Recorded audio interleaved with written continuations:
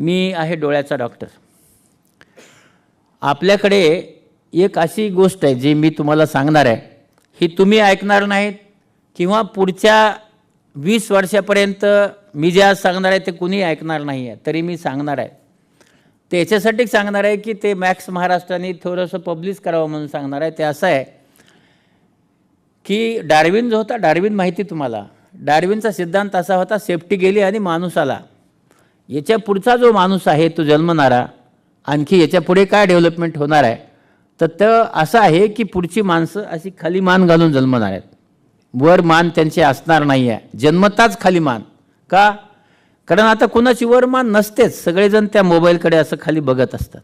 त्यामुळे नवीन जन्मच खाली मान घालून होणार. आणि हा जो मोबाईल नावाचा मनुष्य आहे, तर ह्या मोबाईलनी आपल्या सगळ्यांच्या बुद्ध्या भ्रष्ट केल्यात. आणि गरज नसताना, म्हणजे कुणालाही गरज नसताना आपण मोबाईल सारखा बघत असतो. का बघतो मला माहीत नाही, पण त्या मोबाईलमध्ये सगळ्यांचे डोके खुपसल्यामुळे आपण आपली आई, आपले वडील, आपलं कुटुंब, आपले भाऊ, आपले बहीण सगळे विसरलो. आपल्याकडे एकच माहिती आहे, ते म्हणजे आभासी जग. हो, मला लाईक किती केले आणि माझ्या व्हॉट्सअपवर कुणी बघितलं, मला कुणी राईट केलं, मला कुणी लेफ्ट केलं, मला कुणी काय केलं, ट्रोल केलं, एवढंच आपण बघतो. ह्याच्यातला एकही माणूस तुम्ही मेल्यास येत नाही, लक्षात ठेवा. कारण ते कशाला येतील तुमच्याकडे? ते तिथं पुन्हा लिहिणार विनम्र अभिवादन. कशात? ते आभासी, तिथंच लिहिणार. आणि मग आता लोकांच्या भावना का मरत चालल्या? आता लोकांच्या भावना कशा?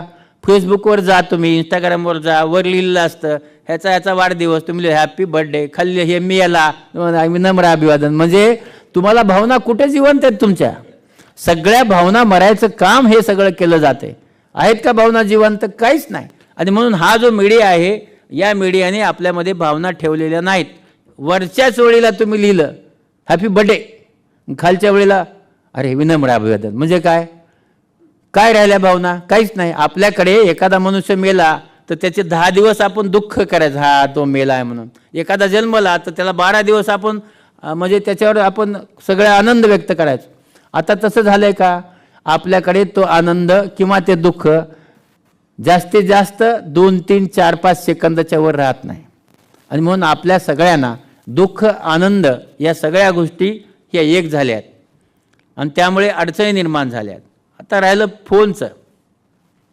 तुम्ही सगळे एज्युकेटेड लोक आहात, त्यामुळे तुम्हाला विज्ञान सांगतो. विज्ञान असं आहे की बाबांनो, हा मोबाईल तयार कसा होतो, टेक्नॉलॉजी काय, मायक्रोवेव्हची टेक्नॉलॉजी आहे. म्हणजे काय?